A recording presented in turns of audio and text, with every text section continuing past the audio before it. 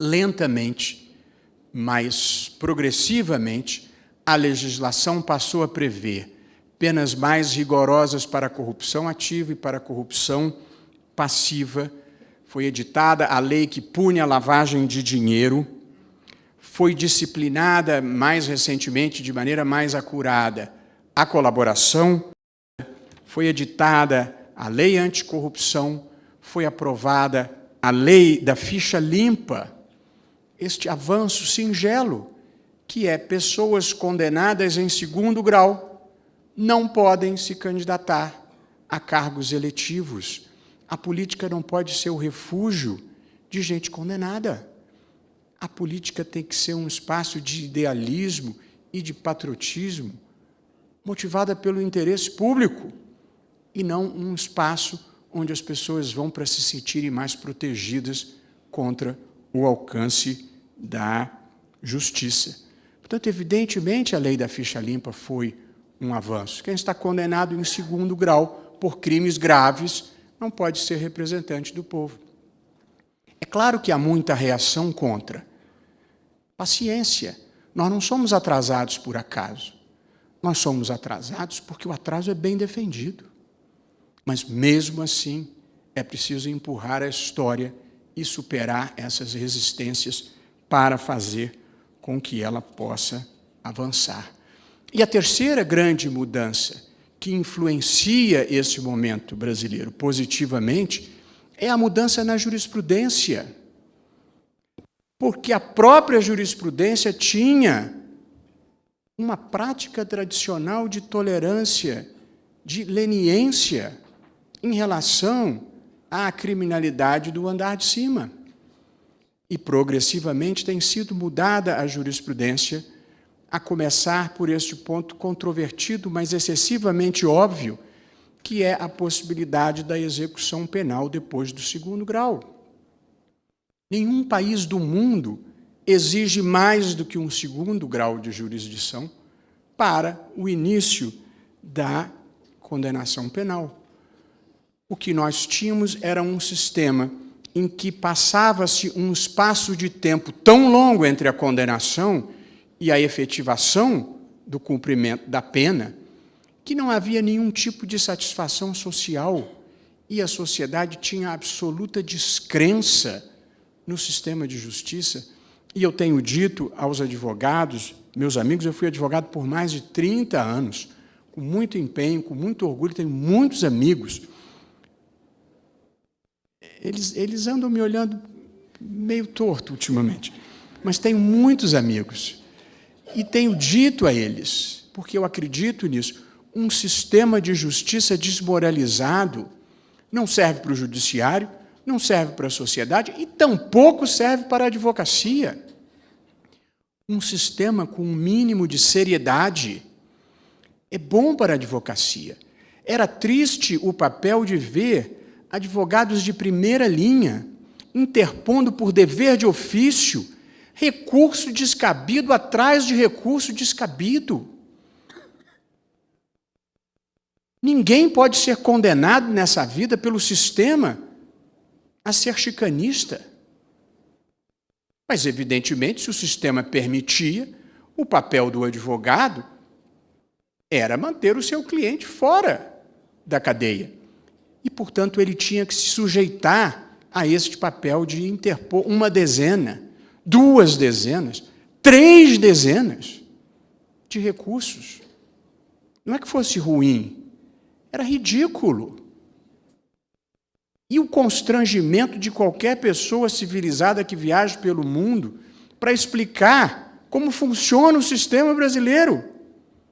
E que depois da condenação em segundo grau, ainda tinha um ajuizamento de recurso especial que podia não ser admitido, depois vinha um agravo de instrumento, e depois vinha mantida a decisão, um agravo regimental, depois vinham embargos de declaração, depois vinham embargos de divergência, depois vinham embargos de declaração nos embargos de divergência, aí depois começava tudo de novo no recurso extraordinário.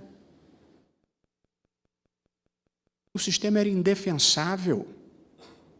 E, portanto, eu acho que, em boa hora, o Supremo modificou Eu sei que há muito choro e ranger de dentes, mas é porque nós estamos mudando o país, e mudando para melhor. E alguém está perdendo, evidentemente. E quem perde não celebra a derrota. Portanto, é compreensível a reação, mas ela não deve nos deter no sentido de empurrar a história para fazer um país melhor.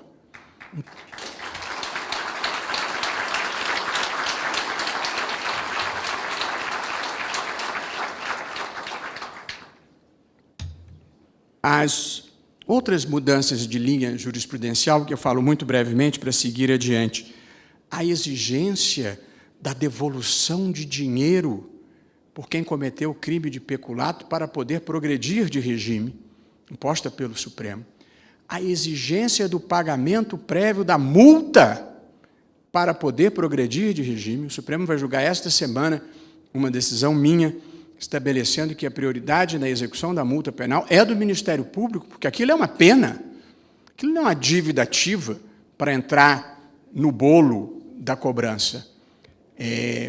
Esta semana está pautado a questão do financiamento de campanha, uma decisão extremamente moralizadora. É claro que há muita reação contra.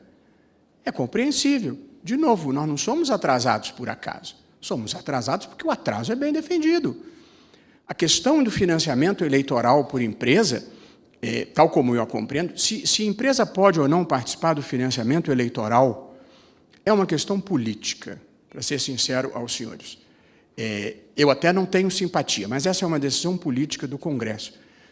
Mas quando o Supremo decidiu intervir, declarando inconstitucional a lei do financiamento eleitoral por empresa, nós tínhamos um sistema em que a empresa podia tomar dinheiro emprestado no BNDES e financiar a campanha. Ou seja, usava o dinheiro do povo brasileiro para financiar o candidato da sua escolha, o que é uma imoralidade. A empresa podia financiar a campanha e depois ser contratada pela administração do candidato que ela ajudou a eleger, de modo que o favor privado, que era a doação de campanha, era paga com o dinheiro público, que era o contrato administrativo, outra imoralidade. Ou a lei não restringia que a mesma empresa apoiasse os 3 candidatos.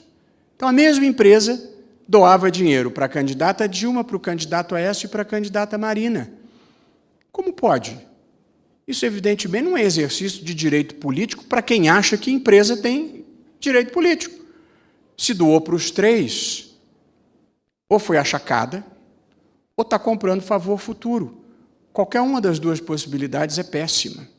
Portanto, também esta mudança de jurisprudência contribui para a moralização. Não é moralização no sentido moralista, é moralização no sentido de valorizar as pessoas de bem, as pessoas que se comportam eticamente e honestamente. Para deixar claro, e aqui, encerrando esse tópico, ninguém, nem o Supremo, nem o Ministério Público, eu estou convencido, nem a Polícia Federal, ninguém deseja um Estado policial. Nós desejamos um Estado democrático, com devido processo legal, direito de defesa, direito ao recurso compatível. O que nós não desejamos é este processo de faz de conta, que não termina nunca e é feito para não terminar, para que o crime compense. Portanto, todos nós somos contra o Estado policial. Nós somos a favor de um Estado democrático de justiça. Mas uma sociedade justa não pode conviver com a empresa que ganha a licitação porque pagou propina para o administrador. Isso não é um Estado policial punir isso. Isso é um Estado de justiça. Não é Estado policial punir o banqueiro que tem lucro no mercado financeiro porque paga propina para ter inside trading, inside information. Não é Estado policial punir o dirigente do fundo de pensão de empresa estatal que investe dinheiro em projetos inviáveis, porque está levando um troco. Portanto, este país não é um país justo, é um país desonesto e triste. E, portanto, combater esse país não é criar um Estado policial, é tentar criar um Estado de justiça, sempre dentro da Constituição e das leis. Portanto, e terminando, essa parte, e a segunda eu serei breve, é importante dizer, como assinalava o Procurador-Geral Rodrigo Janot da tribuna, que é preciso estar atento, porque há militantes em toda parte do abafa. Eu não estou dizendo que seja a cultura oficial, eu não estou dizendo que seja o sentimento dominante, mas há uma certa mentalidade se disseminando de que o problema é a corrupção dos outros, o problema é a corrupção dos que eu não gosto, e que agora que já me livrei, entre aspas, da corrupção dos que eu não gostava, nós vamos fazer uma composição geral. Corrupção não tem partido, corrupção não tem ideologia, não tem corrupção do PT, do PSDB, do PMDB, do PP. A corrupção é corrupção, ponto. E ela é um mal em si. E, portanto, ela não deve ser politizada. Portanto, não dá para achar que a corrupção dos outros é grave, mas a daqueles que eu gosto não tem problema. Porque aí não é combate à corrupção, aí é a reserva de mercado. É outra coisa. Portanto, nós não podemos deixar que o combate à corrupção volte a ser retórico para ser mais uma questão de reserva de mercado do que de decência propriamente dita. Portanto, é preciso estar atento para que o filme não passe a ser o vilão perseguindo o mocinho e que o mal possa vencer no final. O grande problema da corrupção é que ela recompensa os piores.